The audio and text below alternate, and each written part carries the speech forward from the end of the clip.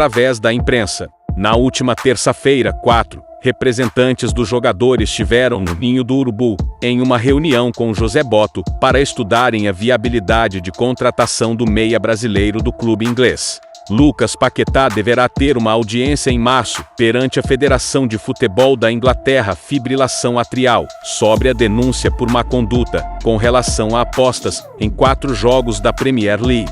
Segundo a denúncia divulgada pela fibrilação atrial, o meia teria forçado cartões amarelos em 4 partidas, entre novembro de 2022 e agosto de 2023. O West Ham sempre se colocou ao lado do brasileiro, prestando toda a assessoria e sempre demonstrando confiança no meia. O clube inglês inclusive contratou o advogado Nick de Marco KC para defender Lucas Paquetá das acusações. O profissional tem um longo histórico de vencer a Premier League na justiça. Por isso, os Ramons viram com surpresa a reunião ocorrida no Ninho do Urubu na última semana. Dirigentes do West Ham acham que o estafido jogador deveria ter colocado o clube a par da situação, antes que vazasse pela imprensa, e consideram um ato de traição de parte da equipe do atleta. O Flamengo pretende aguardar o resultado da audiência para traçar a melhor estratégia para negociar com o clube do leste de Londres.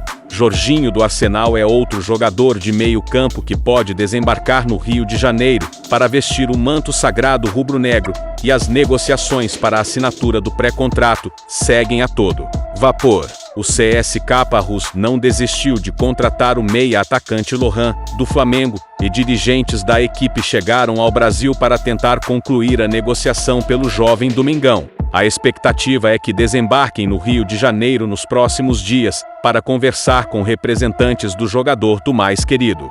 De acordo com o jornalista Vene Kassoguani, representantes do CSKA estão em São Paulo, fechando a negociação pelo atacante Alejandro, do Red Bragantino, que se destacou pelo Vitória em 2024. Na sequência, os dirigentes irão ao Rio de Janeiro para conversar com o Flamengo sobre Lohan. Nos últimos dias, o CSKA fez uma proposta de 8 milhões de euros, 50 milhões de reais na cotação atual por Lohan, do Flamengo. No entanto, o acordo não foi concluído entre o time rubro-negro, os russos e o próprio jogador, que decidiu ficar. Assim, a equipe europeia espera conseguir convencer o meia de 18 anos. Neste momento, Lohan está trabalhando com a equipe sub-20 do Flamengo, já que o jogador ainda tem idade para jogar nas categorias de base do clube, e fica revezando com as partidas do time principal.